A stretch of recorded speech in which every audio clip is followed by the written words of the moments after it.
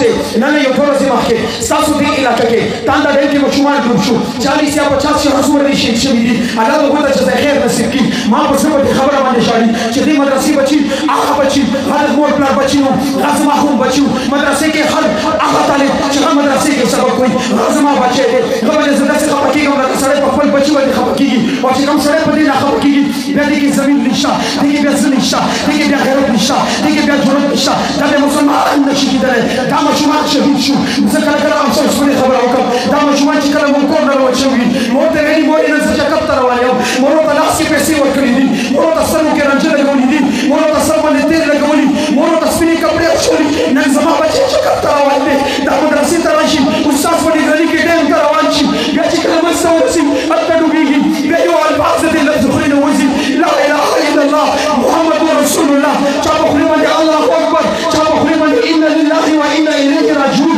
چا په خولې باندې اشهد ان لا اله الا الله واشهد ان محمدا عبده ورسوله چا په ژبه باندې یاسین والقران الحکیم انك لمن المرسلین چا په ژبه باندې تبارک الذي بيده الملك چا په ژبه باندې الرحمن علم القران خلق الانسان چا په ژبه باندې الف لام میم ذلك الكتاب لا ريب فيه زما د مشمان شهادت د دې خبرې دلیل دی دا مشمان الله بخل دي نو دا شهادت بل شوی دی پاک پیغمبر فرمایي که مسلمان اوبو کې ډوب شي دا شهید دی که مسلمان مسوسي دا شهید دی که مسلمان د بیمارۍ نه وفات شي دا هم شهید دی نو دا شهادت بل شوی دی ما د پاک پیغمبر بل روایت وکړل پاک پیغمبر فرمایي کوم بچو بچپن کې وفات شي دا به کې ماته سره پلاش شفاعت کوي یو روایت کې راغلي دي دا بچو جنت په دروازه ولاړ وي الله به جنت ته تلاشا دا وتی یا الله هغه وخت په جنت ته کېږم ما ته خپل پلاش راولا خپل مور راولا مور پلاش راشي دا بچو مې رسول نه ورسي ځان سره جنت ته تلکی بل روایت کې راغلي دي پاک پیغمبر فرمایي چې کوم بچو پیغام شي د مور کې نه ورسیږي مور ته ولو چې جنت کې راځي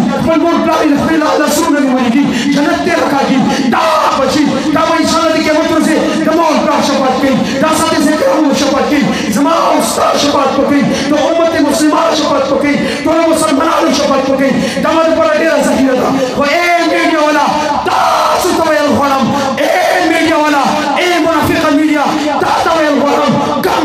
چې پاکستان کې موجود دی دماکا وشي هلته ته ځان رسئ پېښور کې دماکا وشوه په هغې باندې زه خفه یم زما مسلمانان شهیدان شو هلته ته ځان ورسولو دا هلته دی کې زما د وړو وړو ماشومان زما د وړو وړو بچي زما د وړې وړې فرشتې دا شهید شوې ته ولې رانغلې صرف د دې وجې نه چې دا د مدرسې ولې دي صرف د دې وجې نه چې دی په سر باندې ټوپۍ ده صرف د دې وجې نه چې دی سر باندې پټکی دی صرف د دې وجې نه چې دا قرآن وایي صرف د دې وجې نه چې دی مدرسې سره تعلق دی صرف د دې وجې نه چې دی مسجد سره تعلق دی نه راځي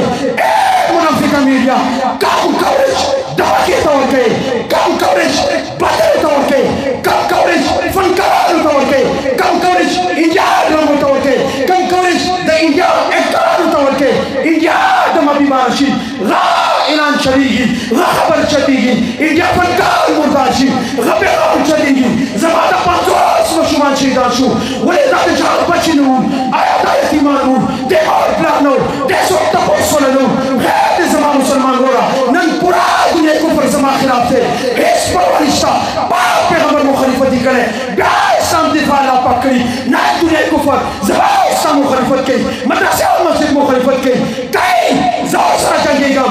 تا ګوره چلېږي زما په سینې لګي زه شهید یم تا ګوره چلېږي زه بچېږم زه غازي یم ما فیصله کړي ما خپل سر خپل تحقیق کېښودلی دی خو یو زما کړی دی زه به انشاءالله ختم نبوت دفاع کوم ناموس صحابه دپاره به جنګېږم مجاهد دفاع به کوم مبلغ دفاع به کوم د مسجد او مدرسې چوکیداران به کوم د مرکز چوکیداران به کوم ای مسلمان ورونه نن به تاسو هم دا عزم کوئ کوم ځای کې ختم نبوت دپاره ضرورت رالو ځان به قربانو ناموس صحابه دپاره ضرورت رالو ځان به قربانو مدرسې او مسجد ته ضرورت رالو ځان به قربانو تبلیغ جماعت ته ضرورت رالو ځان قربانو جهاد ته ضرورت رالو ځان